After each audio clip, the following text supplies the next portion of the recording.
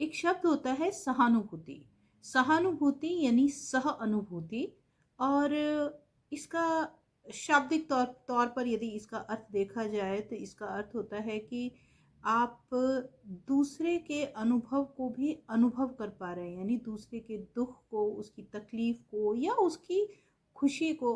अक्सर ये दुख और तकलीफ के बारे में ही ये शब्द का प्रयोग किया जाता है कि आप किसी दूसरे के शब्द, दुख, तकलीफ को भी आप महसूस कर पा रहे हैं। पर क्या सचमुच ऐसा होता है कि जो वह व्यक्ति महसूस कर रहा है, क्या आप भी बिल्कुल वही चीज़ महसूस कर पाते हैं? मुझे तो नहीं लगता। तो इसी बात को आधार बनाकर एक छोटी सी लघु कथा लिखी थी। तो नमस्कार मित्रों, एक बार फिर से आप सबका स्वागत है आपके अपने चैनल मेरे मन की बातें में।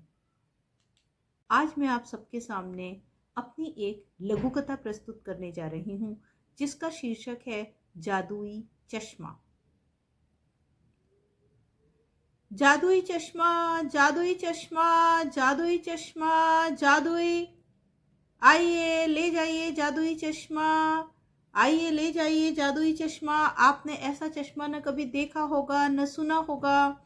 आइए ले जाइए, मूल्य केवल 20,000 रुपये। वे चारों इस दुकान पर रुके। अबे, ऐसा क्या है बे इस चश्मे में जो 20,000 का बेच रहा है? दूसरा बोला, अबे ऐसी कौन सी जन्नत दिखा देगा बे ये, जिसके लिए इतना पैसा मांग रहा है? ऐसा क्या जादू है बे? वे चारों एक दूसरे की ओर देखकर ठहाका मारकर हंस दिए। साहब, ये दिखाता कम, महसूस ज्यादा कराता है। इस चश्मे को पहनकर आप जिस भी किसी इंसान को याद करेंगे, आप उसके जैसा ही महसूस कर पाएंगे। अबे, क्या मतलब है बे इसका? साहब, मेरा मतलब है कि यदि आप ये चश्मा पहनकर अपनी माँ को याद करेंगे तो आपको समझ आ जाएगा कि इस समय आपकी माँ क्या महसूस कर रही है। साले, क्यों दुनिया को बेवकूफ, कहते हुए उसने वह चश्मा उसके हाथ से छीनकर अपनी आंखों पर चढ़ा लिया। अब वो सचमुच अपनी माँ के बारे में सोचने लगा। तो जैसे ही उसने अपनी माँ के बारे में सोचा तो वह घबरा उठा। अब वह बहुत ही बेचैन हो रहा था। उसे अपने बेटे की, यानी खुद की ही बहुत चिंता हो रही थी कि वो कहाँ होगा, क्या कर रहा होगा, खाना खाया होगा या नहीं, अभी तक घर नहीं आया, कब आएगा। सोचकर वह थोड़ा सा घबराने लगा और उसने चश्मा अपनी आंखों से उतार फेंका। वह अभी भी घबरा रहा था। उसकी ये घबराहट देखकर दूसरे ने उसके हाथ से चश्मा लेकर अपनी आंखों पर चढ़ाते हुए कहा, अबे ऐसा क्या देख लिया बे, जो ये चश्मा देखकर तेरी घबराहट काबू में ही नहीं आ रही है? ला जरा मुझे भी दिखा, देखता हूं मैं भी। ये ये कहकर उसने चश्मा अपनी आंखों पर चढ़ाया। उसके मन में अभी भी वह सुंदरी समाई हुई थी जिसके सौंदर्य को वे चारों नष्ट भ्रष्ट करके आए थे। चश्मा आंखों पर चढ़ाते ही न जाने क्यों उसका मन अपने ही प्रति वितृष्णा से भर उठा। अब वह जोर जोर से चीख चीख कर रो रहा था।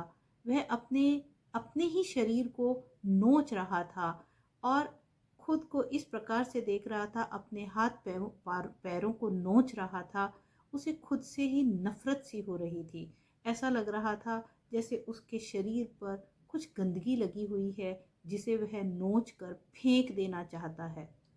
वह नफरत और बेबसी से चीख चीख कर रोने लगा। उसके शरीर का पौर पौर दुख रहा था। खड़े होने की ताकत उसके शरीर में न थी। वह बहुत ही बेबस महसूस कर रहा था। वह जमीन पर गिरकर छटपटाने लगा। कभी जोर जोर से चिल्लाता, कभी अपने हाथों को ढाल बनाकर अपने ही शरीर को ढकने का प्रयास करता, फिर बीच बीच में हिचकी बांध बांध कर रोने लगता। उसकी यह हालत देखकर उसके मित्र काफी घबरा गए। उन्होंने तुरंत उसकी आंखों से वह चश्मा उतार कर फेंका और उसके बाद वे उसे घसीटते हुए ले जाने लगे। वह अभी भी जोर जोर से चिल्ला चिल्ला कर रो रहा था और रोते हुए स्वयं को नोच रहा था। तो मित्रों, कैसी लगी आपको ये कहानी? यदि आपको ये कहानी और ये वीडियो पसंद आया हो तो कृपया इसे लाइक कीजिए, अपने दोस्तों के साथ में शेयर कीजिए और मेरे इस चैनल को सब्सक्राइब कीजिए यदि अभी तक नहीं किया है तो। धन्यवाद।